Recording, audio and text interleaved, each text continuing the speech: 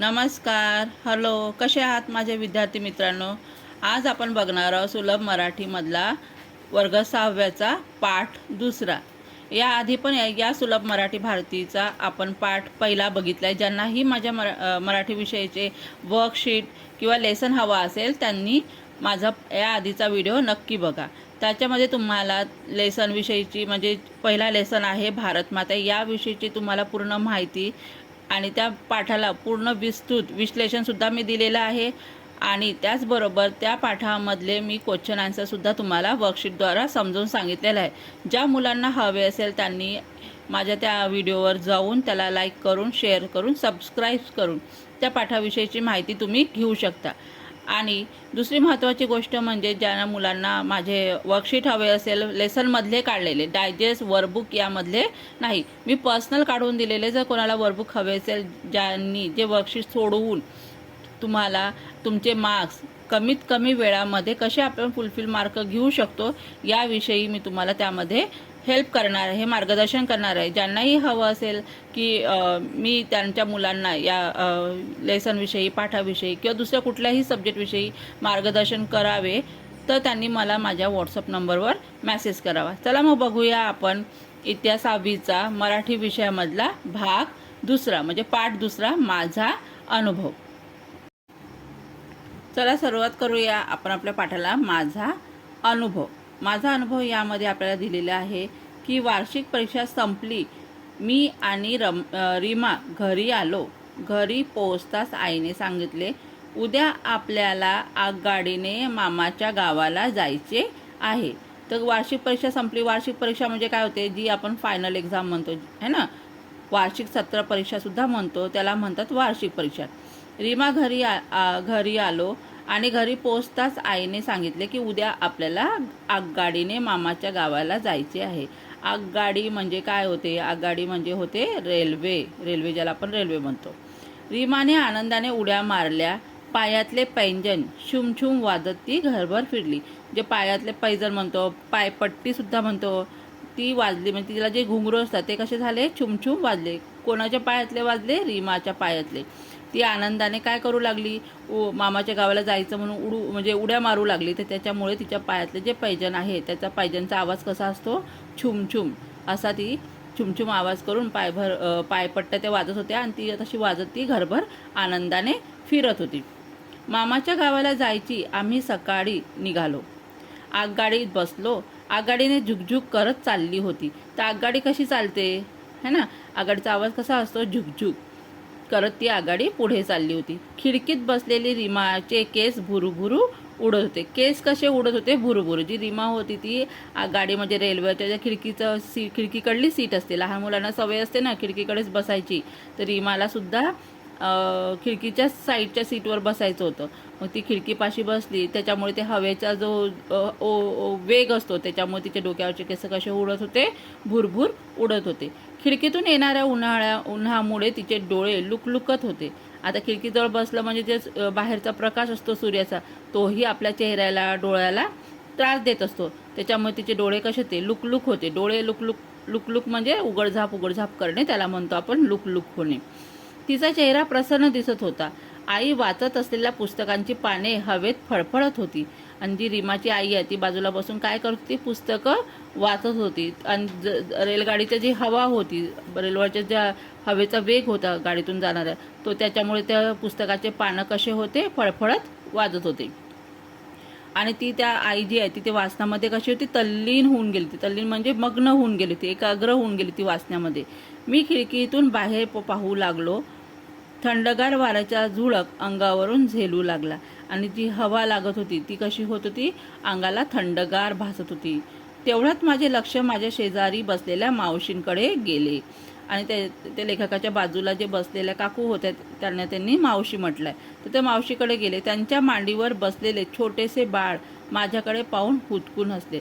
आणि त्या मावशीच्या मांडीवर काय होते? एक लहानसं बाळ होतं. आणि ते लेखकाकडे बघून खुदकून म्हणजे असं मंद हसत होतं. अशी कल्पना लेखकांनी केलेली आहे. मी बाळाला मांडीवर घेतले. ते खिडकीतून पडणारी झाडे टुकटुक पाहू लागले. पाहता पाहता ते गाढ झोपले.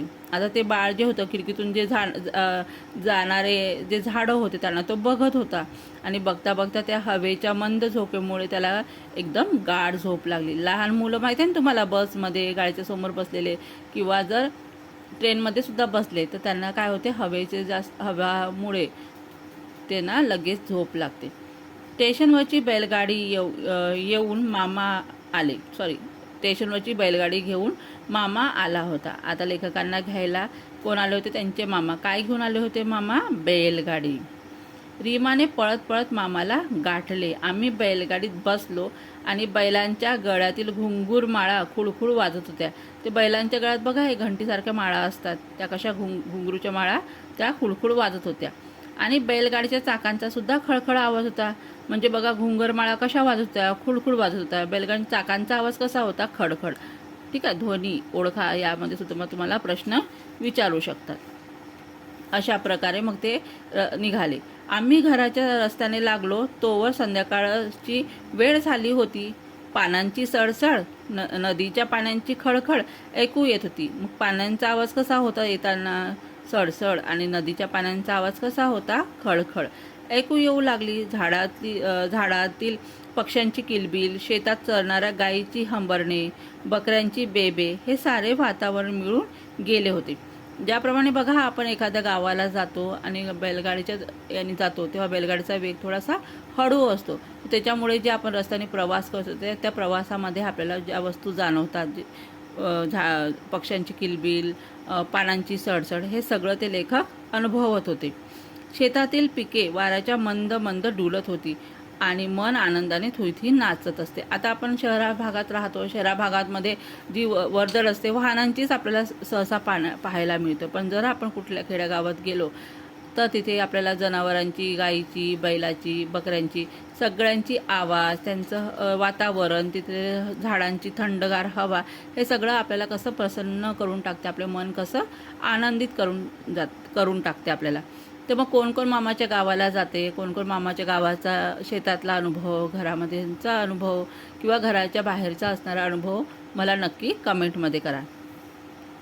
घरी येताच तोंडभर हसून मामीने आमचे स्वागत केले. आता जी मामाची मामी होती ना, बायको, तिने काय केलं, सगळ्या लेखकांचं आणि परिवाराचं एकदम आनंदाने हसून स्वागत केलं. मामाची मुले राजू आणि चिमी आमचीच वाट पाहत होती. आता मामांची जी मुलं असतात त्यांना माहीत असतं की आपण येणार आहोत, ते सुद्धा आपली वाट पाहत होते. मग मामांची मुलींचे नावं काय होते? राजू आणि चिमी. आम्ही एकमेकांना कळकळून भेटलो. आजी हळूहळू चालत काठी टेकवत आमच्याजवळ आली आणि आम्ही आजीला बिलगलो. आणि मग त्याच घरामध्ये कोण राहत होती? आजी होती. ती म्हातारी होती.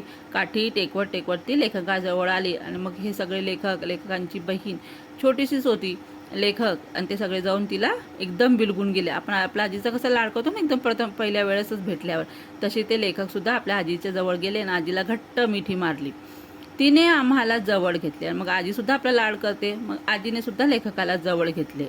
आमच्या डोक्यावरून तोंडावरून हात फिरवला. तिच्या हाताचा थरथरणारा स्पर्श खूप प्रेमळ आणि बोलका होता. आम्हाला खूप घाईवरून गेले. म्हणजे जे लेखक आहे ते आपल्या आजीच्या जवळ गेले, तर आजी नाही, आपली पण आजी सुद्धा जवळ गेलं की लगेच आपल्या चेहऱ्यावरून हात फिरवते, ओंजळते, आपल्याला जवळ घेते, आपल्याला मिठी देते, है ना. अशा प्रकारे लेखकाच्या आजीने सुद्धा लेखकाला मिठी दिली. दुसऱ्या दिवसापासून नुसती धमाल.